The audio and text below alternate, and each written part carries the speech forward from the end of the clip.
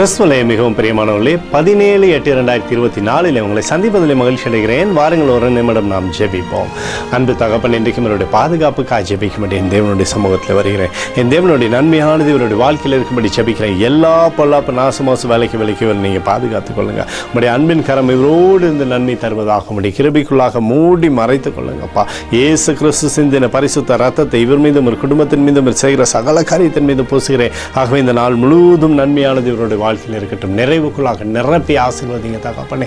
ஏசாயா 60:2 ஆனாலும் உன்மேல் கர்த்தர் உதிப்பார், அவருடைய மகிமை உன்மேல் காணப்படும் என்று சொல்லி எழுதப்படக்கூடிய வார்த்தையின்படி உடைய மகிமையினாலே நிரப்பி சகலத்திலுமே ஜெயிக்கக்கூடிய பிள்ளையாய் மாற்றுங்க.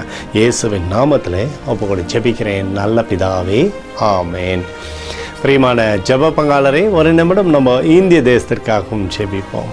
அன்பு தகப்பனே, 17/8/2024 தேசத்தின் நன்மைக்காய் ஜெபிக்கும்படியாய் உடைய சமூகத்தில் வருகிறேனப்பா.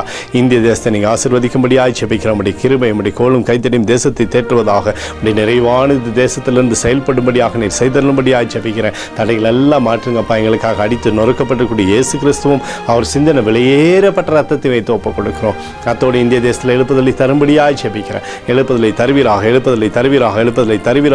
எழுப்புதலை எங்கள் கண்கள் பார்க்கும்படி நீர் ஆசீர்வதிக்கும்படி ஜெபிக்கிறேன். நேற்றும் இன்றும் என்று மாறாதவராகிய இயேசுவின் நாமத்திலே ஒப்புக்கொடு ஜெபிக்கிறேன் நல்ல பிதாவே, ஆமேன்.